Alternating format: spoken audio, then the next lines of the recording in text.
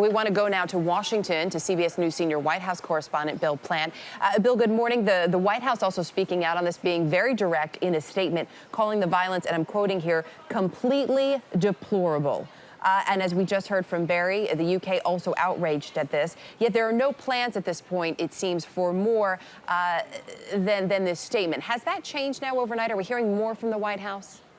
Erica, no, and here's why. It's a question of geography, excuse me, but Syria sits on a border with Israel and Jordan on one side and Iraq on the other.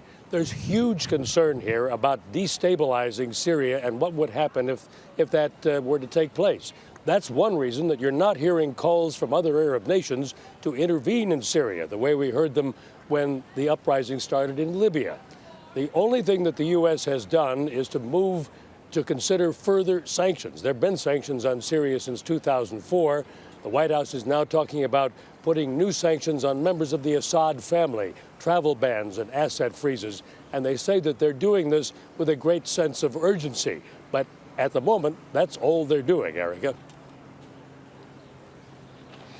Bill, you touched on this a little bit, but give us more detail, if you could, in terms of the effect of the instability in Syria, not only on the region, but on U.S. policy in the Middle East.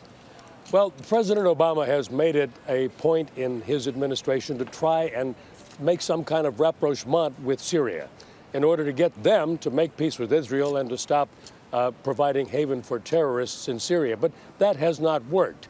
And all of this fighting in Syria makes any kind of rapprochement with them even less likely. The big fear, then, is that Syria could degenerate into the type of sectarian fighting that has happened in other places in the Middle East. You heard Barry mention that it's governed by one small sect. If the governing family falls, the country is in an uproar. Erica? Bill Plant at the White House this morning. Bill, thanks.